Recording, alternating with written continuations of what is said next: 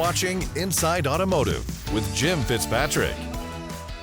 As today's consumers evolve, so must the technology within our dealerships. So it's critical that you align with the right vendors. We've heard so much about artificial intelligence and other technologies that have been introduced. So on today's show, we're learning more about DriveCentric's software that is transitioning response times, engagement, customer experience, and overall bottom line net profits to the store. We're joined in the studio by Kevin Pitts, who's the general manager at BMW of Reading in Pennsylvania, one of Tom Masano Auto Dealer Group dealerships, who recently transitioned over to DriveCentric's CRM to walk us through what his experience was like. It's a very important topic, the CRM in a dealership, right?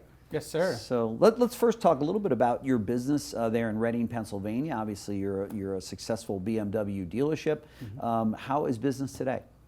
Business is doing very well. We have, I'm in charge of the BMW dealership. Mm-hmm. In our auto group, we also have a Mercedes and then a Ford Lincoln store. And then a used car operation, totally independent. Great. Used car operation. So inventories are coming back? Are things getting back to normal? Inventories are coming back for all the locations.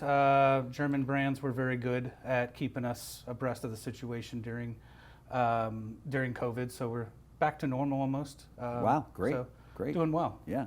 Fantastic. So getting back to normal, you focus on every area of the operation now, right? As the lots start to fill back up, more customers are starting to come in for vehicles, and you're thinking, okay, we got to make sure we have the right CRM in place. So one of the most important things in a dealership, obviously, today is a CRM. We had Patrick Abad in here, who's, as you know, is the general manager of Beaver Toyota here in Atlanta. I think they sell 500-600 cars a month. Massive, volume that they're doing there. And he had transitioned over to DriveCentric's CRM product as well. Seemed to be extremely happy with it. And you just transitioned over as well, right? Yes, we did. End of September last year, we transitioned. Okay. Went from a traditional CRM. I say traditional because DriveCentric is definitely not traditional. Right. It took a lot of coaxing to get to the point where we would sign with them. So on our end. Okay. Yeah. And once you did, talk to me about that process. The transition, as Patrick noted, they are very involved. They assign you a pod that we still work with currently that is very in-depth in what they do to get the dealerships up and running. Mm-hmm. Then when we went live, it was kind of eye-opening to the dealerships. BMW daily, I was watching just the engagement just fly through the roof. Mm-hmm. The amount of leads we were getting was still the same. We didn't change anything other than the CRM, but we got full insight into everything that we were doing, all the conversations that were going on, and it just exploded. Really? Yes. Wow, that's fantastic. So I think these conversations were going on. We just didn't know about it. You didn't know about them. With traditional CRMs. No kidding. Wow. And everybody thinks the traditional CRM is off the chain, right? They're like, wow, this is incredible until they see DriveCentric. I was privy to a demonstration of it myself. I've been in the industry for, since the early 1980s, and I was just blown away when I saw the product myself. And so that's great that you made that transition. Talk to me about the engagement center. What is an engagement center? So when all of this engagement just blew up, I went back to the owner, John Masano, and said, we got to change something. We're getting way too many customers without doing anything. We got way too many customers talking. We had DriveCentric's Chat GPT tool, which is their Genius tool, turned on. They highly suggested during the sales process, just turn it on and let's just try it and see what happens. That was what attested to us just blowing up with engagement. The Genius led to a lot of conversations that she was just leading on, and I say she because we named her Kelly Parker. Just Kelly Parker. Give it a name. There you go, right. So she led to a lot of conversations that we just were not able to keep track of. They have a metric inside of DriveCentric, which is your fumble rate. Okay. Your fumble rate is if a lead or a conversation that's going on doesn't get answered within an hour. Wow. And we had hundreds of conversations kidding. on at one time. Oh my gosh. That we just could not get to because of manpower. So that led me to going, all right, we have a BDC, but our BDC is more of a call center. Yeah. A lot of BDCs are that way. How do we do this? And went to the owner and I and his son, Johnny, decided that what we were going to do was we're going to have a full BDC that is more of an engagement BDC. Okay. That's the engagement center. Engagement center is what we went with the name. you look at a traditional sales funnel, everybody knows, a lot of the top of that funnel can be handled by anybody that has access to the data. So salespeople don't necessarily need to be involved in that portion of it. We decided to chop off the top of that funnel, hand it to the engagement center. Is a car available? When can I come in for a test drive? Do you have a Carfax on a used car?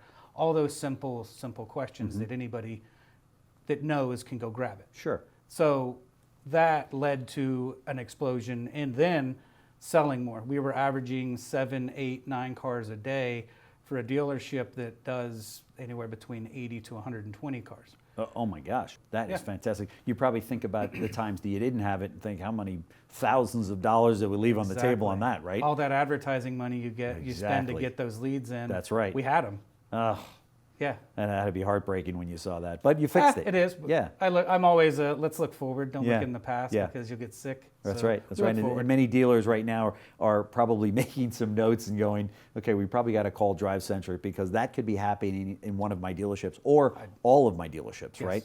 Yes. That's a concern. And as we've rolled it out to the Mercedes and the Ford stores, we've noticed the same thing. Yeah. Wow. It's very consistent. That is fantastic. Just, where'd you come up with Kelly Parker?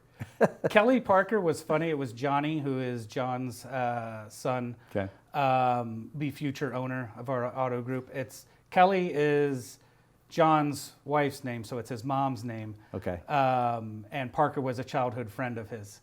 So that's how you came up with it. Yeah, and it's actually a funny thing. On all of our emails that go out, the signature has a picture. We actually use a picture of an office manager at our BMW store. So there is truly a Kelly Parker, but it's not Kelly Parker. Okay, gotcha. That's pretty funny.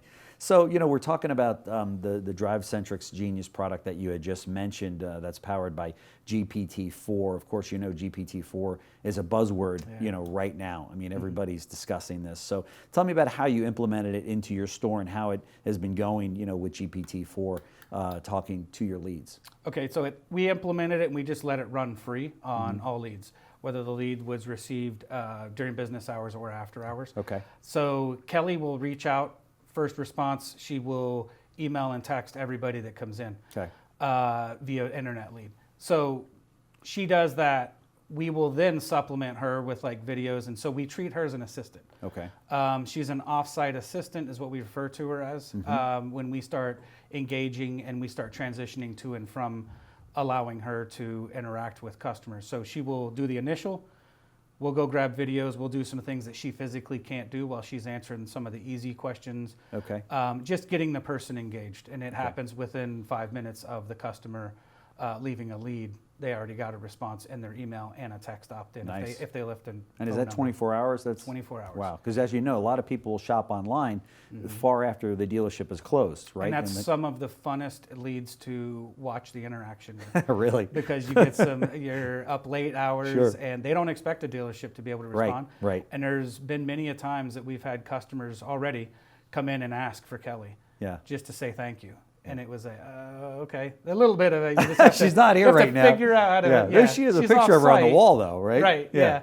She's an off-site assistant. So that's funny. But then we also engage with her after so many days of not getting a customer. So everybody gets leads that the customer just doesn't engage with. Sure. We will reach out for 14 days is what we started with. We'll follow up with. We've recently changed that to a 4-day approach after looking at some metrics. And then she will reach out 3 days after that. Okay. So we stop at day 4 of no interaction with that lead. 3 days after that, so it'll be day 7, she will reach out and she'll do the long-term reach out process. Typically, you have your sales guys. Did you do your 14-day, 7-day, 30-day, 90-day? Right. She does all that, and she does it as needed. And she doesn't lie about it. Doesn't lie about it. Because I know as a sales manager, you'd ask your salespeople, did you follow up? Did you do? Oh, absolutely, followed up. The biggest thing. Without a doubt, I followed up. Yeah. Biggest thing is there is no trust issues anymore. That's right. It's That's all right. in one tool. And it's really become a science, and really this all falls under a better customer experience. I mean, the customers, as you know, they want that information. They reach out to you. They want it within seconds, right? And they want the information to be correct. They want it to be the information specifically that they're looking for. And so this blows away anything that a human can actually do. 100%. Right. And it's interesting to be on the ground floor of it. Sure. Because as this Chat GPT builds and builds, pairing that with some of the tools that we have, like she could verify availability, she could send out Carfax, she could do a lot. Right. As that capabilities build, it'll be fun to watch. This must be why DriveCentric has been just racking up dealerships by storm. I can't tell you how many dealers that I've spoken to about this very topic, and DriveCentric's name has come up. Because we'll talk about CRMs a lot here at CBT News, and they're like, well, we just made the change over to DriveCentric, and they have really put together just world-class technology. I mean, it is. It's mind-blowing at times. Yeah. And it's our prior, I'll hold the name of it confidential, but our prior CRM has reached out to us, and they want a demo.